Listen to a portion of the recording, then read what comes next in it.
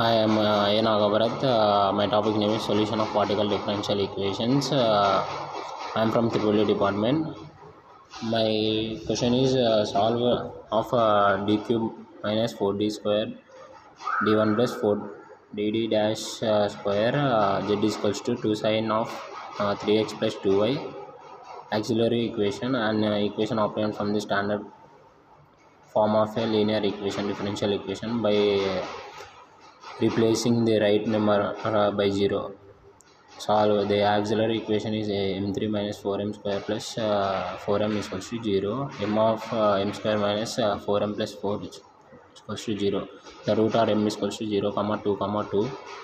Thus CF is equals to pi dash y plus pi 2 of y plus 2x plus pi cube y plus 2x. Now pi is equals to 1 by d cube minus 4d square d dash plus 4dd dash square 2 sine of 3x plus 2y is equals to 1 by d of d square minus 4dd dash plus 4d dash square sine of 3x plus 2y. Put d2 is equals to minus 3 square is equals to 9. 4dd dash is equals to minus 3 of 2 is equals to minus 6. d1 dash is equals to minus 2 to minus 4.